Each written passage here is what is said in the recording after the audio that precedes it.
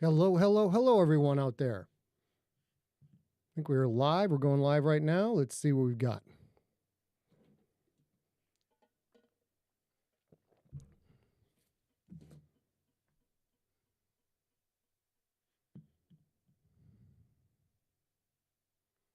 All right, where's my chat be at? Here we go. Hey, Cobalt, how you doing?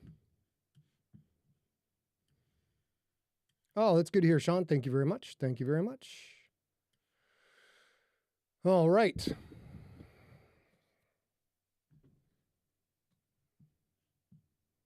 We have got a pretty good show for you guys tonight. To make sure I am muted. Oh, there we go.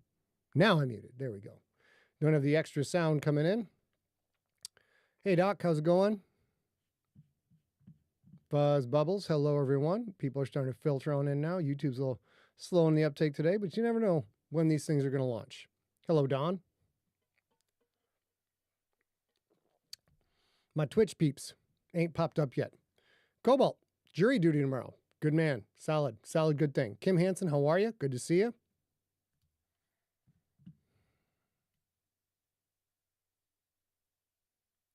Bloomfield, how you doing? Recluse Mage, yes, missed me last week. Well, we're back this week, and for several more weeks to go. Hey, Ronnie Coleman, how you doing? Dr. Coleman's in the house. Everybody say hi to Dr. Coleman. He's a very smart dude. D79. Yes, I did finally find a way to get money straight from your paycheck. We're going to talk about that after the show. Edward Rocco, how you doing? Edward Rocco. Robbie Otto, how you doing? Just when I thought it was finished, she drags me back in. Pardon me, excuse me, pardon me. All right, I'm starting to get a little population going on this thing right here. We are streaming on Telegram too, which I don't think anybody watches. Of course, nobody watches on LinkedIn either. Now, if I was to do, 10 ways to exhibit your leadership potential in the face of a blizzard in Moscow, I'm sure we'd get tons of viewership on that. I'm really glad I don't have to do the LinkedIn stuff. I mean, as far as consuming that life, that was an interesting life when it was going there. Yeah, I saw this. I figured this was you, Dr. T. How you doing? Yes, of course. All right, let's get into our business. People have shown up enough. Here we go. Tonight's live read is Slay episode 119, Epilogue. And on tonight's Deep Cuts, we're going to be talking about our new podcast subscription service. So we get a lot of complaints. People are like, oh my God, there's so many ads in your podcast. Yes, there are a lot of ads in the podcast because we got to make money to keep the podcast going. Rob has offered to make me his assistant on his various assassination missions for the mob. I'm kind of busy writing, so I got to find another way to bring the ducats. Hey, Bertram Bennett, how you doing? Christine, how are you? And we're going to talk about that tonight. We got a whole new subscription service launching on Halloween on October 31st. Should be pretty cool. And we were going to see how that dog hunts. Okay. Obviously, if you're on YouTube, click the like, slap the like, ring the bell, and subscribe.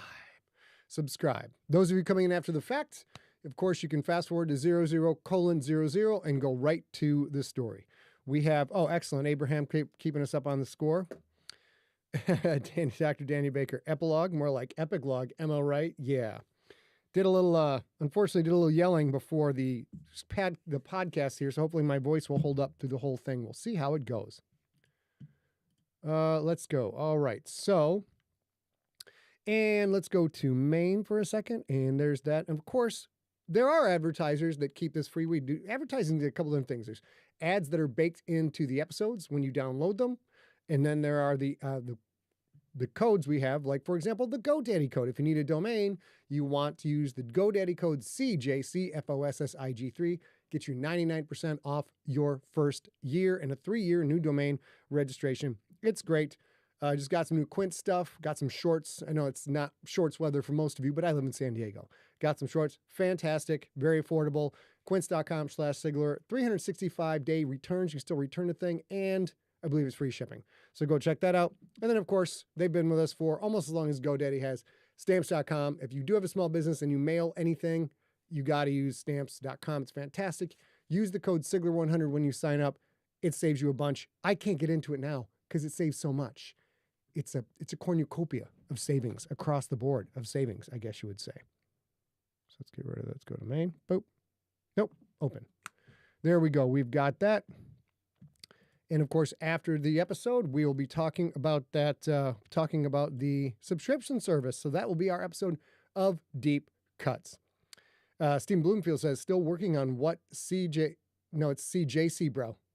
See, you got CJCFOSSIG3. There you are. Hey, Genelia. Yeah, YouTube's been goofing us up a little bit lately. I don't know what that's all about. Sean says, did a bunch of yelling over the weekend. My voice is essentially fried for the entire month of October. That does happen. I'm going to have to go nice and easy on mine.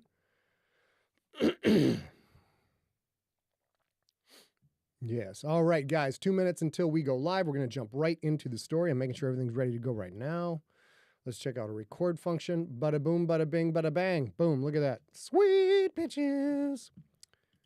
Oh, Sean, you doing a haunted house? Oh, I see. Yes, it's haunt stuff. A's on the case. Let's make sure we got everything set up. Hope everybody's doing good. We haven't seen you in a little while. I was in Michigan. Got the good fortune of my nephews taking me to the Detroit Lions defeat the Baker Mayfield-led Tampa Bay Buccaneers. It was a phenomenal experience. The Monday Night Football experience in Detroit is awesome. I've never been to another Monday Night Football game for any other team, so I imagine those are great too. But hey, Daryl, it was absolutely sensational. The Lions played really well. They had a bunch of backup players as their corners and safeties. Like you might say third string was all the way bringing up guys from the practice squad, signing guys to the practice squad and bringing them up. And they managed to shut down the Buccaneers. A phenomenal, heroic, it was a Rudy-like performance, you guys. It was a Rudy-like performance. Trying to get my throat cooled off here a little bit before we go diving on in. Let's dive on in. Okay, so that's ready to go. That's ready to go. I think I got covered all of the business as the usual. Oh, yeah, of course. This is why we're still at. Let's go to main. And I think we do have a little, you guys want to know anything? You got ideas? Get ready. The Q&A episode for Slay is coming. So get your questions to sent to info@emptyset so we can get those in. Next week will be Q&A part 1. It usually spreads to part 2 like herpes. So we'll go from there. And we'll cover the rest of this after. Let's see if we can start right on time. Go to main. Let's get our Slay lower third up. Let's get this out of the way. Get them headphones off. Oh, wait. Party! All right, here we go. Turn that off. Ladies and germs, let's get into it.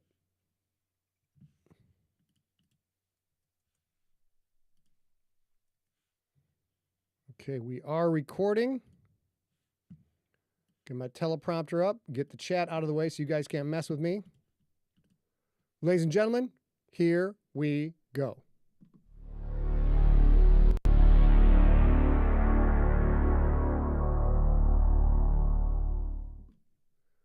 Previously on Slay, Linc and the gang won the day, defeating Icepick and Herbie, bringing down Callista's entire building in the process. Dante gained control of Callista's possessions, including the contract that held Sam imprisoned on the shelf. Will Lincoln finally bring his only child home? Find out next on Slay, episode 119, The Epilogue.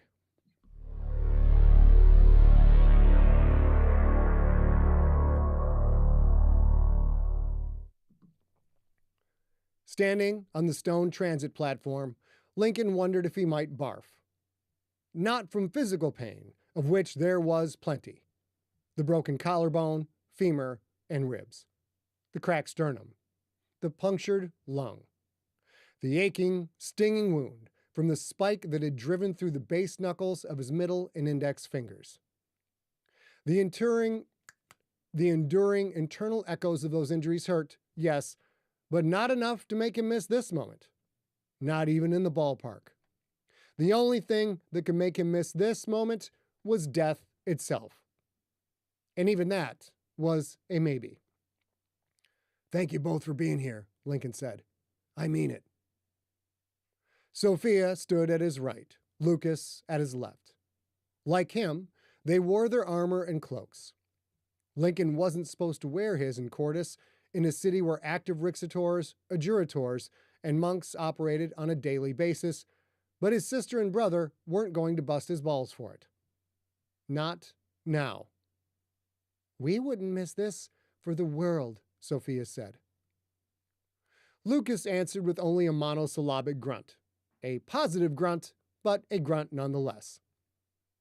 Yes, all three siblings wore their rixator uniforms, but Sophia and Lucas's looked sharp. Their cloaks didn't end in frayed shards. Their armor didn't have dents and dings. One might think that was because they hadn't been run over by a One might think that wasn't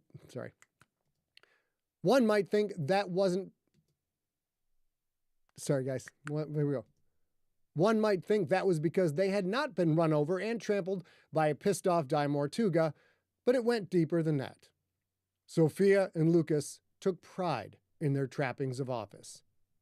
Lincoln, on the other hand, took far more pride in the battles he'd faced, the wars he had survived. Every mark, every tear, every scrape was a reminder of defeated foes, of fights won and lost, even of a few draws mixed in among the countless brawls. Lucas glanced at Lincoln's crutch. What's up with that old thing? Looks like it'll collapse any second. You know we can get you a new one, right? Ariella had said almost exactly the same thing. I like this one, Lincoln said. He'd been at the old stone church for only 6 hours or so before Dante called. Magda had loaded Lincoln up with carol factors, put his arm in a sling, tightened the meshwork wrap on his thigh, and repaired her favorite crutch. Repair was a grandiose term for the battered and bent thing, but Lincoln didn't mind. Magda had saved the day. As such, she got what she wanted. Magda wanted him to use this crutch. All good. As always, the transit platform buzzed with activity. People and monsters, which were people, Lincoln reminded himself, just in a different way, came and went, stepping out from obelisks, totems, statues, megaliths, pylons, sacred trees, pillars, arches, and other structures that lined the platform's circumference. There were dozens of transit platforms in Cordis, in addition to the hundreds of individual hubs hidden away in houses, buildings, temples, and other structures. Through one of those edifices, a 15-foot-tall onyx Olmec statue of a jaguar, Lincoln's son would soon exit. Sam would finally be free. Unless something went wrong, which happened more often than not. One thing could go wrong, probably would go wrong right off the bat. Remember, Lincoln said, he doesn't know about Amanda. I'll tell him soon. Sophia and Lucas said nothing. They weren't going to mention that. Lincoln knew, but he dreaded that particular talk so much it never fully left his thoughts. Samuel had no idea his mother was dead, and had been dead for years. The boy had missed so much. And it was all Lincoln's fault, because he couldn't protect his only son. Would Sam wind up hating him? I'm more nervous than any fight I've ever been in, Lincoln said. Can you guys talk to me about something else? Distract me. There were few people in existence to whom he could admit such weakness. He could count those people on one hand. Auntie Juanita's getting worse, Sophia said. I don't think she'll be with us that much longer. Lincoln glanced askew at her. Really? That's how you help me? Couldn't talk about the Lumencia Leopards game on Monday Night Football or something? Sophia shrugged. I changed the subject, didn't I? She had at that, Lincoln had to admit. He had known Juanita Socorro his entire life. She'd helped teach him how to ride a bike, for fuck's sake. Hard to accept, that she was going to die. But then again, sooner or later, everyone did. Sports ball, Lucas said. No one cares about sports ball, Linc. Auntie Juanita led a great life. I'm excited for Basil's reign. A lot of people are. Sophia's sneer told Lincoln she wasn't one of those people. Butt Nugget Basil's reign would be a pain in the ass for everyone. Lincoln had a feeling that centuries of tradition might be tossed aside in favor of whatever whim tickled Basil's fancy. Would the rule of law endure, or would Basil be a tyrant who did anything he wanted to do? Shahim's a lock to be Clausus Secundo, though, Sophia said. If there's any silver lining to Basil taking over, that's it. Lucas huffed and shook his head. The little brother haughtily dismissing the opinions of his older siblings. Shahim Khalil was a good man. He had been in the same training class as Lincoln and Magda. Shahim lived and breathed the Bastion's traditions. Someday, he would make a dynamite Clostator. One who, hopefully, could repair any damage to the institution done during Basil Beverly's stint at the top. Dad's struggling, Lucas said. Not that you asked, or even know. Haven't been to see him in a while, eh? Oh, great. More guilt. Lincoln hadn't seen his father in weeks. Someone had to pay for Jacoby's care, and it wasn't Sophia and Lucas. Although Lincoln knew the money thing was a cop-out. He avoided seeing his father because seeing his father was hard. But Sam would make that easier. He'd make it better. Jacoby would be thrilled to see his only grandson after all these years. Lucas, Sophia said, you need to learn a thing or two about timing. We are getting our nephew back. This is a celebratory moment. Don't ruin it by being a jackass. Now, as long as we're changing subjects, I heard Callista's building burned down. Do you know what happened there, Lincoln? Lincoln sighed. Leave it to Sophia to bring that up now, even if she was being lighthearted about it. Poking fun more than prying. Callista's building burned down? Lincoln shook his head. A shame. It was a really cool old building. Sophia smiled. She'd known she wouldn't get a straight answer before she had even asked. That is a non-denial denial, Lucas said. It's suspicious how Callista had the contract that kept Sam on the shelf. Now, her building comes down and Sam is free the next day? You better not have been involved in coercing her, Lincoln. Lincoln wanted to smack the stern expression off his little brother's face. If Lincoln did twist her arm, so to speak, Sophia said, that's the reason your nephew is being set free, which means you're not going to say another fucking word about it. Family first, Lucas. Don't you ever forget that. Lucas's face flushed. He glanced down. The law is the law, he said quietly. That's all I'm saying. Blazing hells. Would this apple polisher really choose the letter of the law over his own family? Lincoln hoped not. How's Magda doing? Lucas asked. Fook was asking about her the other day. Now Lucas wanted to change the subject. Tell Fook that Mags is doing good, Lincoln said. Real good. She might even get out of the house soon. He couldn't tell his family about Magda's heroic effort. Not quite yet. That would be amazing, Sophia said. I hope she can. She deserves good things. Tell her I said that. Lincoln nodded. Truer words had never been spoken. Magda Magdalene deserved good things, now more than ever. Without her, Lincoln and Billy would probably be dead, and Sam would remain forever trapped. I'll tell her, Lincoln said. On the Olmec statue, runes flared with amber light. Lincoln's heart hammered in his chest. The black onyx glowed white for an instant, then a troll wearing nothing but a maroon terry cloth robe stepped out. No, Sam. Lincoln sighed. Waiting was murder.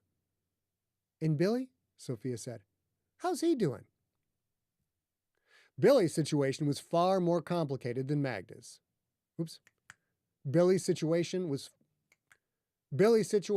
more complicated than Magda's. Far more complicated. He was at the old stone church, resting and healing. Physically, he'd be fine. Mentally, a different story. He wasn't handling all the killing that well. He wasn't handling the killing all that well. He would have to toughen up about that shit. Taking life went with the territory. And his loom mimicry.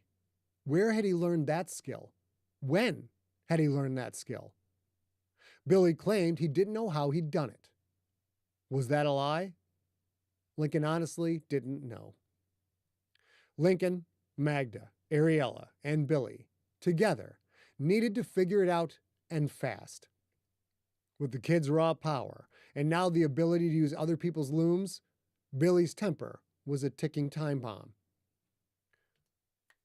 Billy's temper was a ticking bomb. More like a ticking nuke, considering what had happened at Callista's. Billy had burned through a binder cable. It would be one thing if it was a cheapo, cobbled together by some hack of a mesh worker, but Lincoln knew damn well a guy like Icepick used only the best stuff. Binders were hard to come by. The binder, the fire. Billy had used a lot of power last night. Would that draw Vestinian? Only time would tell. A part of Lincoln, a big part he hated to admit, wanted another shot at that cocksucker for what he had done to Magda. Billy's good, Lincoln said. Lucas cleared his throat. And Dragon? He had taken a shine to the pup. Good to know there was still a real person lurking within Lucas's by-the-book exterior. Lucas wanted to be hard as nails. Maybe he really was. Lincoln didn't know. He rarely saw his brother. Dragon is, Dragon, Lincoln said. Been eating all kinds of stuff lately, though. It's kind of gross. All kinds of stuff like Icepick's arm, and probably a chunk or two of Herbie, the love bug. Such a shame about Icepick. A man of honor. In another life, maybe he and Lincoln might have been friends. Lucas squared his shoulders and adjusted his cloak, his foot in mouth moment forgotten. I can't believe a Naga is bringing Sam, he said. You can't trust Nagas. They come and go from the shelf as they wish. It's just not natural. Lincoln quickly turned toward his brother, forgetting about the broken ribs and cracked sternum, until spikes of pain drove through his chest and sides. You'll trust this Naga, Lincoln said. Got it? Unlike before, Lucas did not look down. He stared straight into Lincoln's eyes and said nothing, sending a clear signal he wanted Lincoln to start something, to finally have that dust-up they'd both been itching for years. Sophia sighed. Gods, you boys are assholes. The jaguar statue flashed with white light. Lincoln turned toward it, wincing anew, yet forgetting the pain instantly when Nanny Naga slid out of the light, her numerous gold bracelets clinking. And with her, holding her gray-brown scaled hand, was Samuel Franks. 12 years old, thin as a rail. He wore the same jeans and red shirt with a gold star in the chest he'd been wearing when Lincoln visited him on the shelf. The heavy black hair, the slate gray eyes. The boy was a Frank's through and through. Lincoln's soul surged and dropped. It was overwhelming. Did he dare to believe that this was real? Sam's little face lit up. Daddy! He raced across the platform, arms spread wide. Lincoln dropped the crutch and knelt. Sam had no idea of Lincoln's injuries, no awareness of the pain he caused his father when he hit hard and latched on, the thin arms wrapping around Lincoln's neck. Sam didn't know, and Lincoln didn't care. Because for the first time since Teddy Two Fingers kidnapped the boy, Lincoln held his son. His son. Sam squeezed. Lincoln squeezed him back, realized suddenly that this was the first hug he'd had from anyone for as long as he could remember. The Franks family wasn't exactly touchy-feely about expressing their emotions. Daddy, am I free? Do I get to be with you and Mommy now? Lincoln took a moment to answer, holding him close, thinking. You get to come home with me. Mommy's away on a trip right now. She'll catch up with us soon.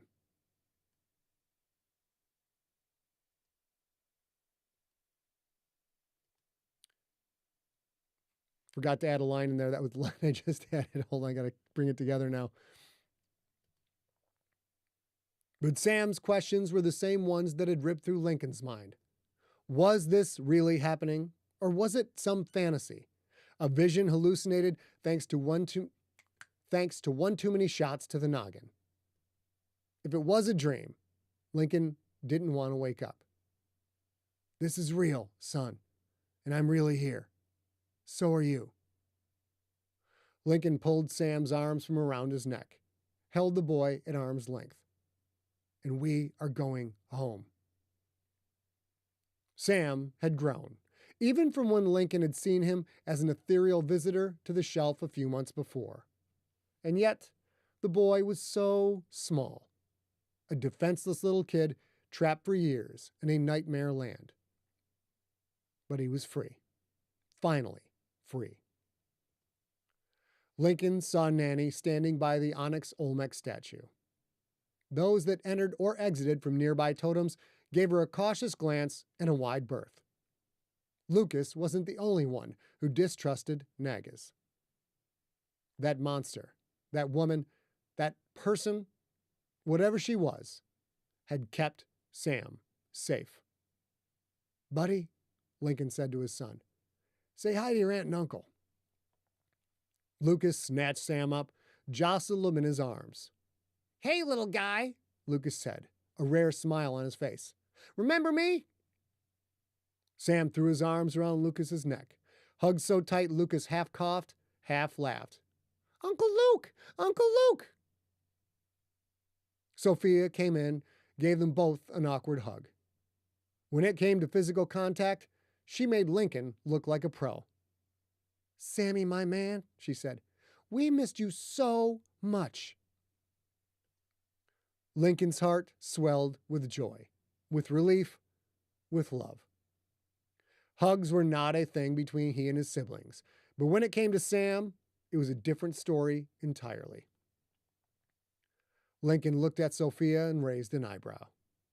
She nodded, rubbed Sam's back. She and Lucas would make sure nothing happened to the boy for the next few moments. Standing up wasn't easy. Lincoln groaned as he rose from his crouch and crutch walked to the Naga.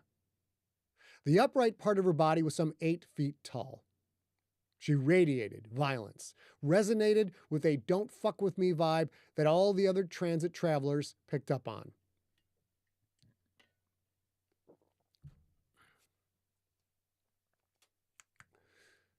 Maybe that was her steady state, but Lincoln had seen the way she looked after Sam. At least when it came to the youngest member of the Franks family, Nanny Naga had a soft spot. Thank you, Lincoln said. I mean it. Thank you.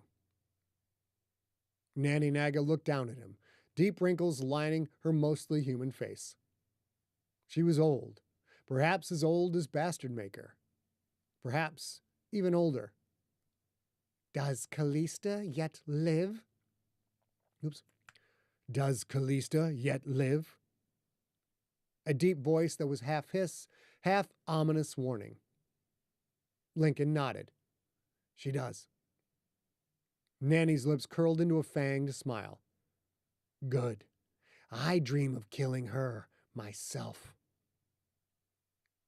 Lincoln did not know the relationship between the two. Callista had some kind of control over Nanny.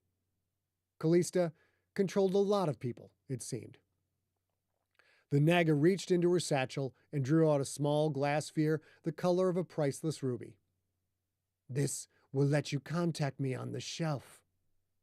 She placed it in Lincoln's palm. I want to hear about Sam's growth. You will be kind enough to reach out to me now and then? Sorry. You will be kind enough to reach out to me every now and then? So unexpected to hear that deep voice crack. She was going to miss Sam. I will, Lincoln said. I give you my word, and more. You protected my son. Whatever it takes, I will find a way to repay you. The 8-foot-tall snake body wavered, the 8 feet stretching back along the platform wiggled.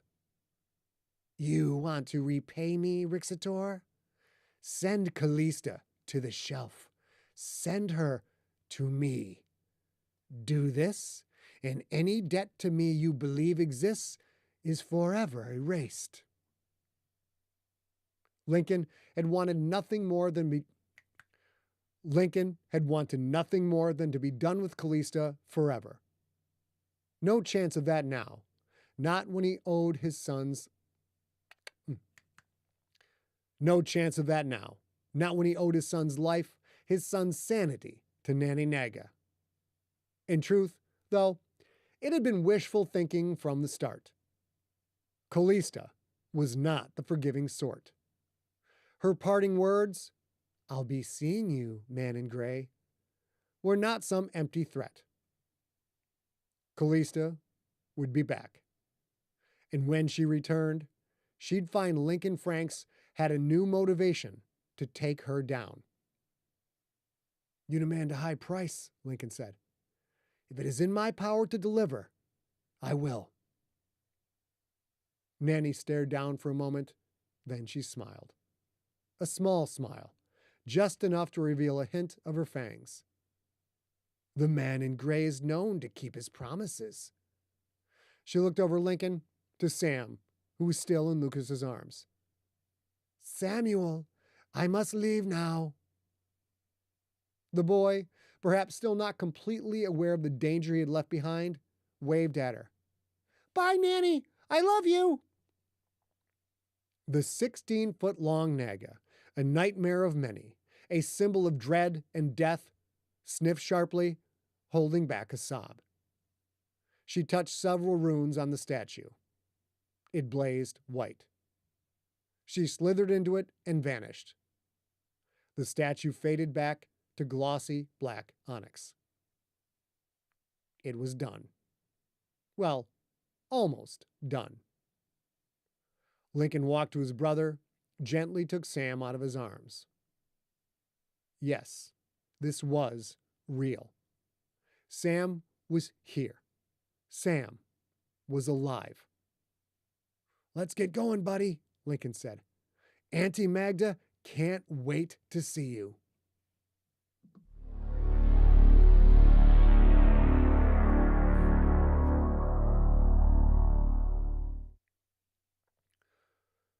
Billy sat slumped into the leather couch, a blanket covering his legs. Caddyshack played on the big screen. He and Magda had both agreed they weren't up to their usual mainlining of 80s action flicks. Not today. Today, they needed to laugh. Throughout the Blues Brothers, The Hangover, and Blazing Saddles, though, neither of them had. Not even once. The sound of construction filtered in from upstairs. Saws, hammers, some faint music in Spanish that sounded catchy even if Billy didn't speak the language. "I hope Linc gets back soon," Magda said. "And I hope he doesn't run into trouble." She sat on Billy's left, in pajamas covered with Charlie Brown characters. One blanket tucked around her curled legs, another around her shoulders. She held her purple bong in her hands, but hadn't lit it in the last hour or so. Bags under her eyes spoke volumes about her lack of sleep. She had always looked a bit haunted. Now, she seemed as if the poltergeist that had once hovered at the corners of the nave had taken up residence in her head, in her heart. "You gotta let it go, Mags," Billy said. "Even if you could have left the church to go get Sam, Linc would have made you stay here anyway, just like he did with me." When Magda had been trapped here, in the church, anyone could sense her palpable self-hatred at her inability to leave. Now that she had left, instead of being filled with hope and optimism, that self-hatred had only increased. She seemed to think she should be able to rush outside whenever she wished. Shit wasn't that easy. She should know that by now. "Yeah, let it go, Magda. Let it go." Magda shook her head. "Easy as pie, right? Then you let go of the fact that some strangers died at your hands, and we'll call it even." God damn it.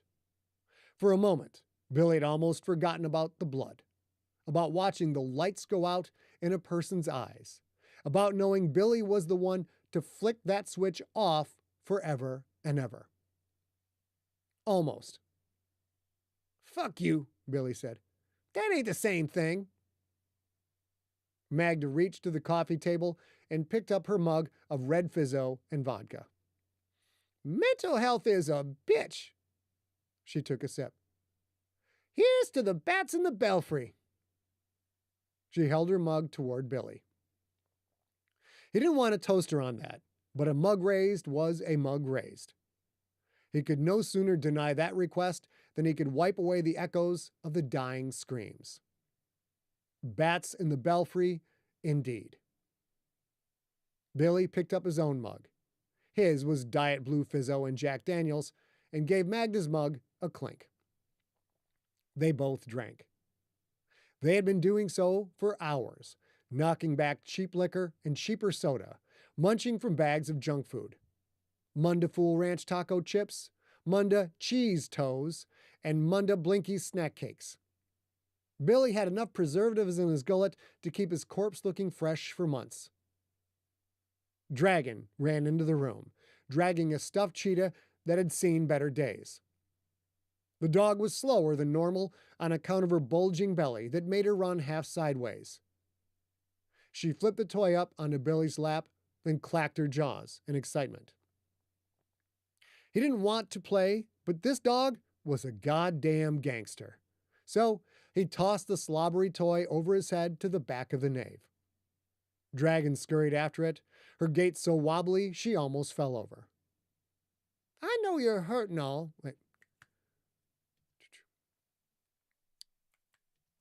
"I know you're hurting and all," Magda said, "but that little bitch is your dog. If she hurls, you're the one on puke detail." Dragon had eaten a human hand, and probably some of Herbie as well. Billy didn't know if mystical turtle meat was digestible. "Oh man, fuck that," he said. "If she spews, I'm calling Bingles." Magda glanced at him, thought for a moment, then nodded. "Works for me," she said. "You know that little guy wants a piece of your booty, right?" Billy sighed, as if there was any way to not know that Bingles and Not So Tiny Tim, oh, sorry, I got that wrong. Billy sighed, as if there was any way to not know that. Bingles and Not So Tiny Tim weren't exactly subtle in their overtures. Dragon returned, moving slower than before.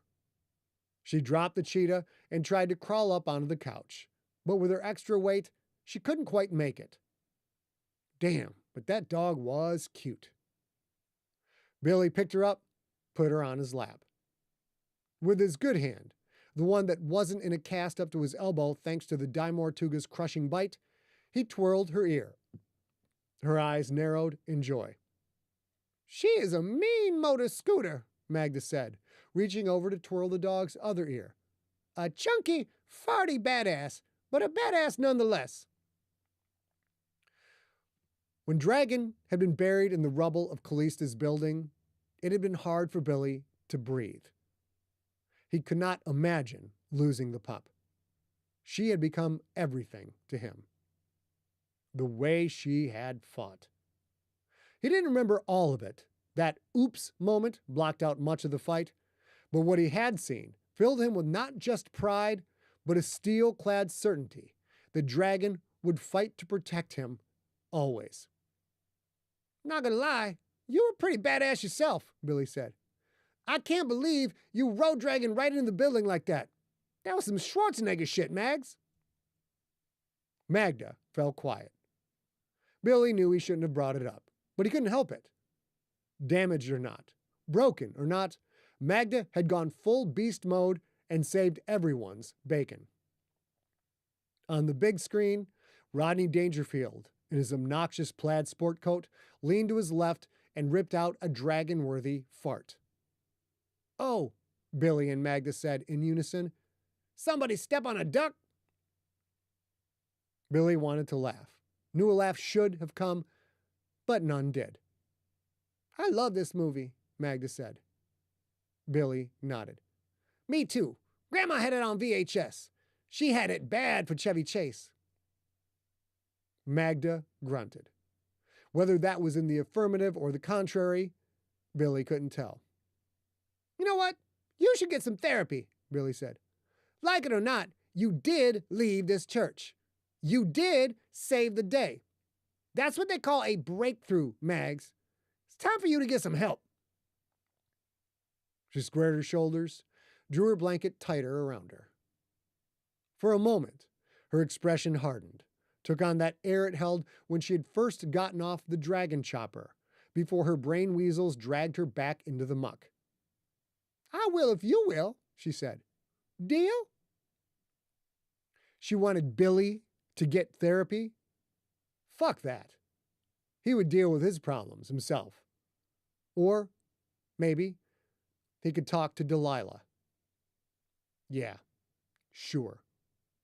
The girl who wouldn't return his calls. She'd be a big help. Huge. Yeah, Billy said. I'll get right on that.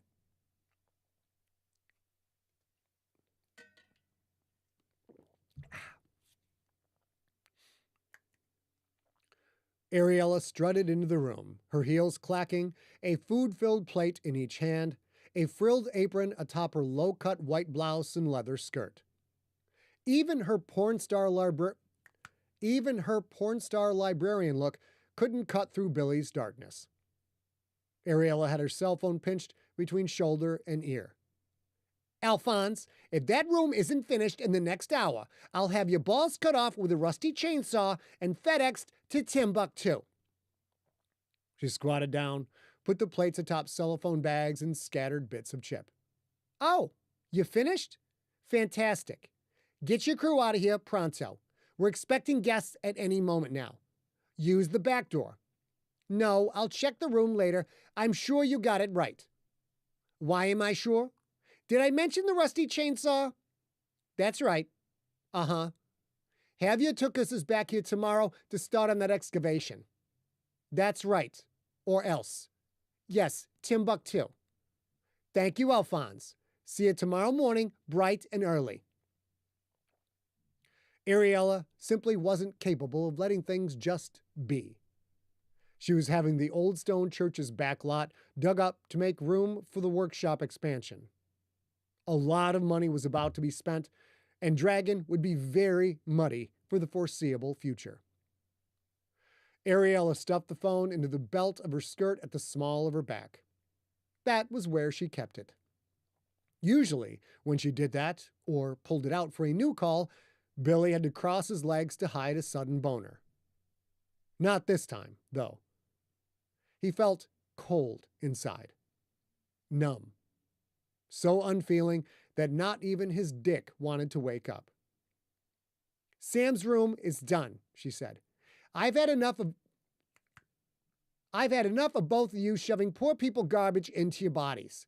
We're going to get you healed up and in fighting shape, so from now on, I'm cooking for everyone. On each plate, steam wafted up from a thick chunk of pink salmon covered in crushed pecans. Green beans gleamed with melted butter. A perfect glob of mashed potatoes beckoned. Cook my ass, Magda said. You didn't cook a damn thing, boss bitch. Ariella put her hands on her hips. Cook, DoorDash, whatever, she said. What matters is that it's healthy food, so eat it. It smelled amazing. Billy gently moved Dragon to the space between him and Magda, then picked up his plate and set it on his lap. Ariella's phone rang. When she reached for it, rolling her shoulders and arching her back perhaps a bit more than was needed, Billy absently wondered if this time he would get sprung. Nope. Nothing. Dante, what now? Ariella listened. What do you mean you got into my Amazon account? No, Stunod, you can't have the tracksuits delivered same day to my home. I want... For fuck's sake, I'm driving there right now. Stop buying things. She hung up, pointed to the plates. You two, eat. I have to go change my password. Ariella walked out of the nave. She didn't storm out, as Billy would have expected, and he knew why. Dante might be an extraordinarily annoying house guest, but he had delivered on his promise to Lincoln. For that, everyone was willing to cut the goblin some slack. Dante Oganov would never be a friend, but for now, at least, he wasn't an enemy. But would that last? Did the goblin know Billy's true identity? And would he rat Billy out to Vestinian? On the big screen, Dangerfield danced with Ted Knight's wife. You're a lot of woman, you know that? Magda said. Hey, you want to make $14 the hard way? Billy said. Again, it should have been funny. Should have rung with camaraderie, but Billy couldn't drag his thoughts away from those poor drug addicts who would never laugh again, who would never do anything again. He had killed them without so much as a second thought, just like he had burned down Callista's building. Who was he? And what was he becoming? Billy broke off a piece of salmon and popped it into his mouth. It's pretty good. Dragon's head perked up. Her little legs wavered as she lurched onto her feet. She hopped off the couch, crashing into the coffee table's leg before hurrying out of the nave. Lincoln's home, Magda said. Come on. Excitement at Linc's return was the first positive emotion Billy had felt all day. He set the plate down, forced his body up. Dragon's high-pitched bark filtered in. Billy and Magda walked out of the nave. They reached the men's room just as the recently rehung door creaked open. A little boy stepped out. Those eyes, that hair, that face. The boy looked so much like a Linc mini-me that Billy took an inadvertent step back. Behind the boy, one hand on a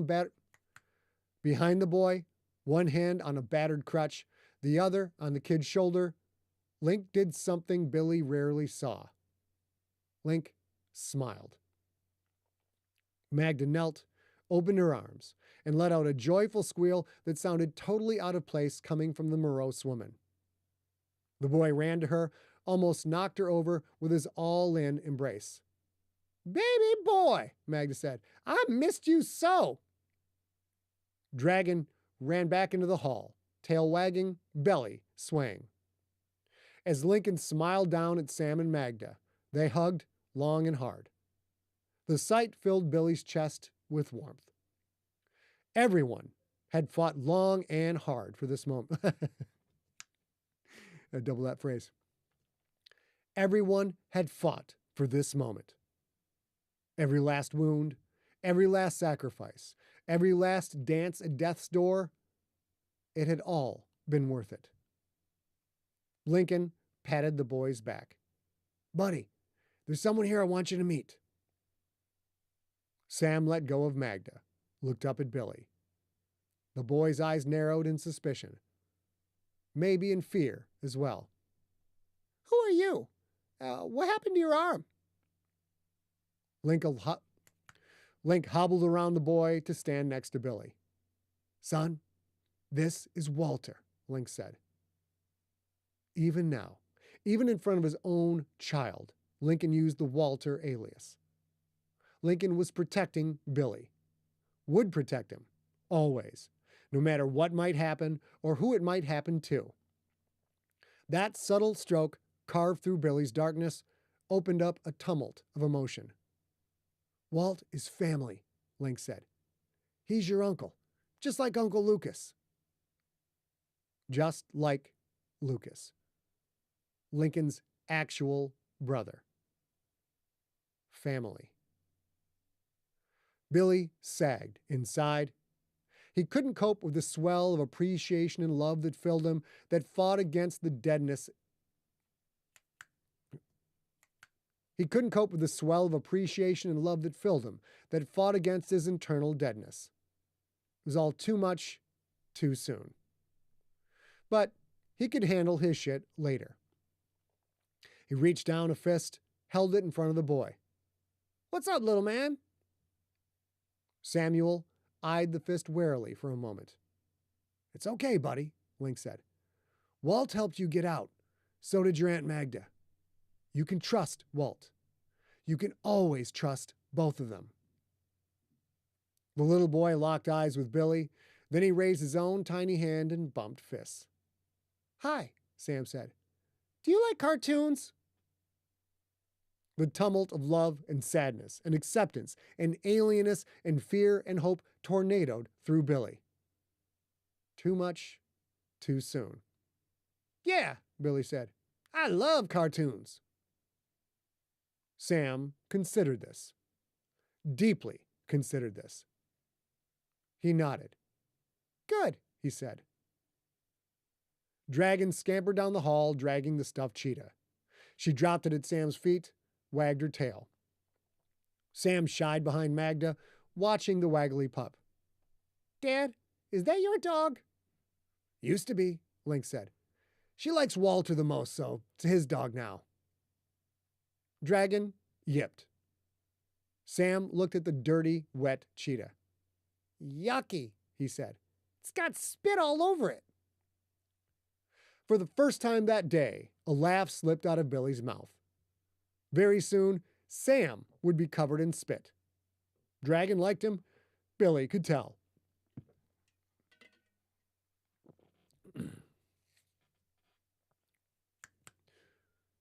A loud knock at the door made everyone jump.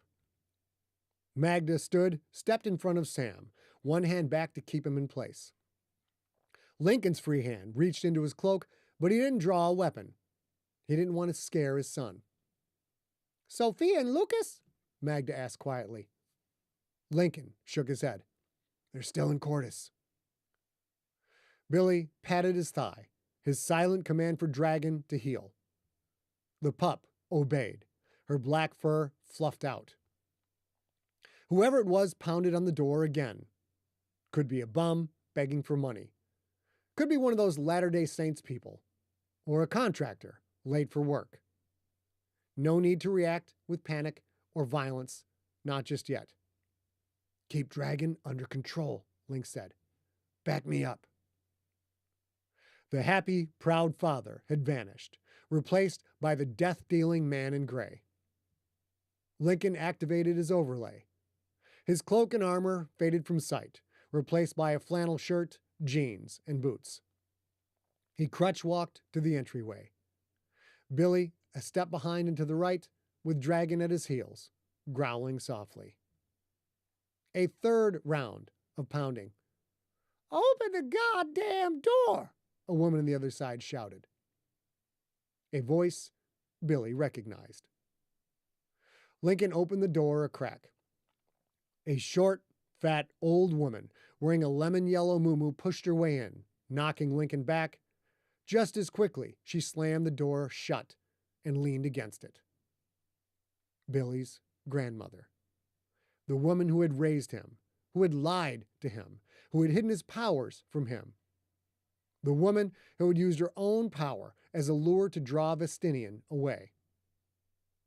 One eye swollen shut.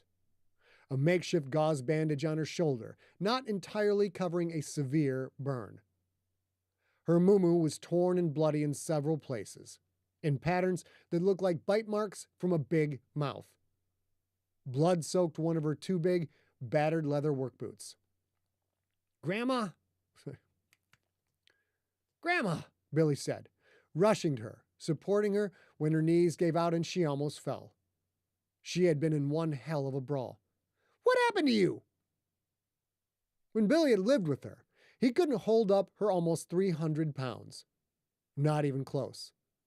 Now, much bigger and far stronger than he'd been, he held her with ease. "Vestinian happened to me." She regained her balance, gently pushed Billy away. She rubbed at the burned shoulder, exhaustion and fear in her eyes. The eyes of the hunted.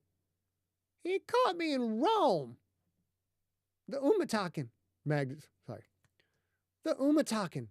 said, her voice trembling. "It attacked you, right? It bit you?" Grandma looked at Magda. She nodded. She looked at wide-eyed little Sam, at Lincoln, and at Dragon. Finally, she took Billy's hand and gazed into his eyes. "I got away," she said, "but it was close. He got into my mind. He knows you're in Lumencia. He's coming, William baby. Vestinian is coming for you."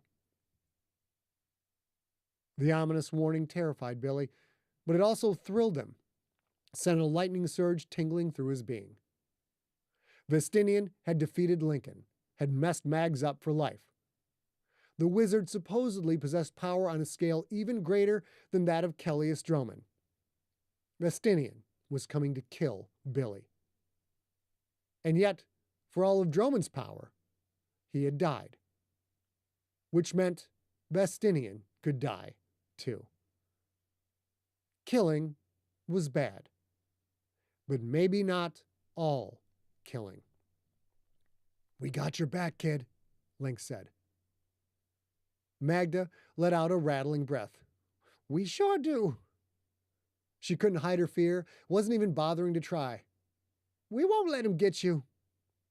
"Yeah," Sam said. "My dad will protect you, Uncle Walter, William, whatever. He will." Dragon let out a high-pitched howl of agreement. Soon, perhaps, Billy and Lincoln would take Vestinian on. And Mags. And Dragon. And Grandma, possibly. Take Vestinian on and end his threat once and for all. Dragon lifted her little head to howl again, but all that came out was an odd croak. Then, a gagging sound. The dachshund lowered her head to the ground and threw up a pile of meat and bones twice as big as she was. The smell hit like a knife in the nose. "Yucky," Sam said, and he pinched his nose between finger and thumb. Lincoln waved his hand in front of his face, but there was no brushing that stench away. "William, baby," Grandma said, shaking her head. "That's nasty." Magda ushered everyone out of the entryway, guided them toward the nave. Billy started to follow, but she pointed at him, then to the viscous, slimy, and, oh Lord, was it bubbling? Mini mountain of puke. They left Billy and a tail-tucked dragon behind to wallow in the mustard gas cloud. So much for portents of a final battle to the death. Some things took a higher priority. With one hand, Billy picked up the pup. With his other, he pulled out his phone because now there was only one thing to be done. He called Bingles.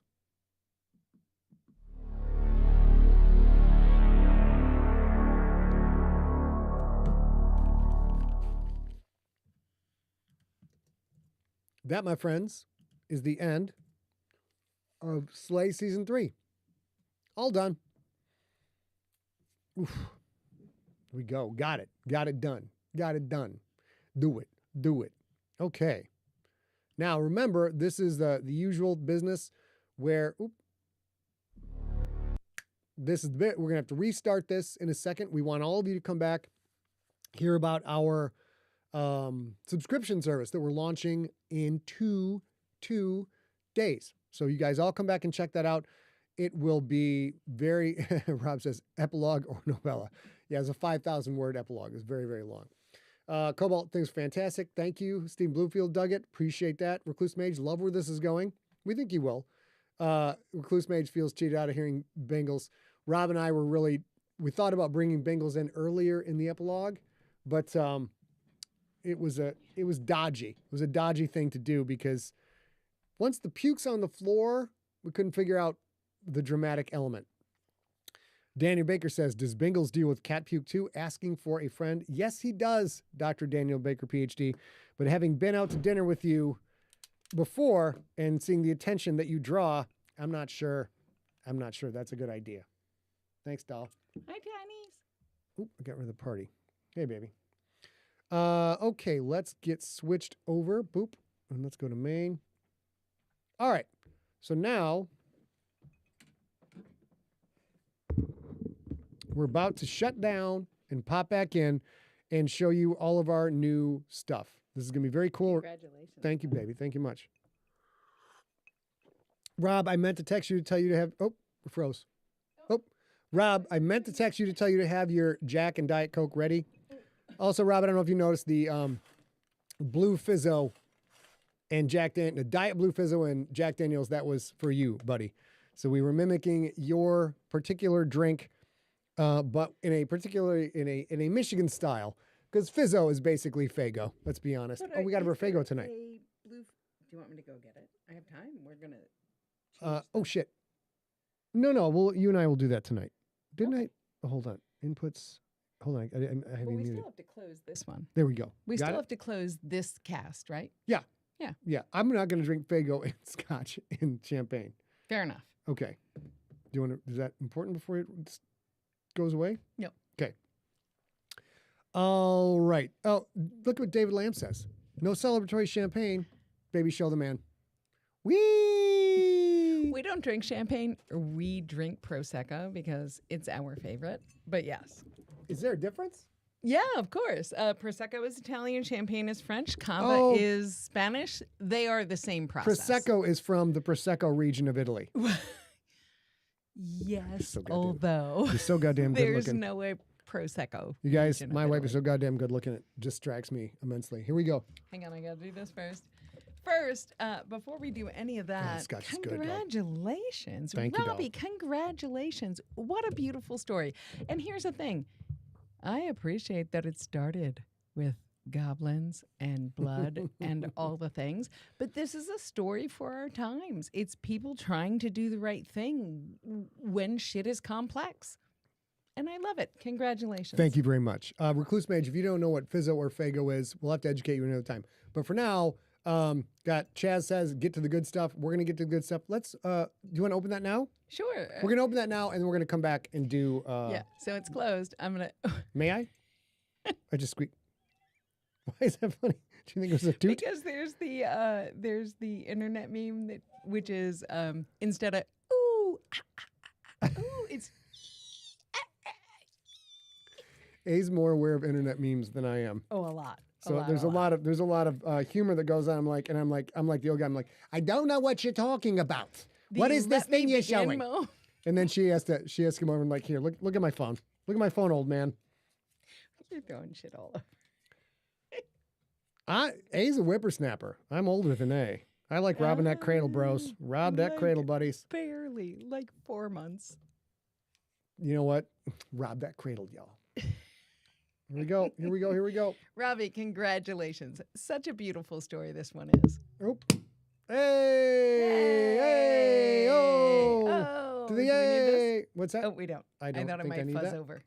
All right, guys, we're pouring the champagne because we're still in Slay 119. Thank you guys so much for joining us.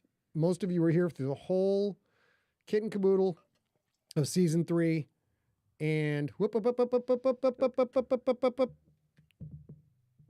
Oh, it did okay. All right. I didn't have to do All right, anything. there we go. All right. So now, before we sign off, may I do this for you and Robbie? absolutely, absolutely. Honey. Congratulations to you. Thanks, Dom. Robbie, absolutely congratulations to you. You guys go through it every single week talking about what the right answer here is and how to make your sort of body story be a good, relevant, exciting story. And you go through it every week, and I appreciate you both for it. Thank you so much. Thanks, baby girl. One more clink. And Cheers to great for all you Robbie. motherfuckers, all you fizzos out there in Fizzo land. All right, now, here we go. We're going to shut it down. We're going to shut it down. And then we're going to be right back. Please come back for this. You guys are officially the first people in the world to know about this, except for A&I and the people, our partners at Supporting Cast. So there you go. It's going to be very cool. All right, let's go ahead and switch back to camera A. And now we're going to stop streaming. All right, I'll be back in 2 shakes. Don't you go change.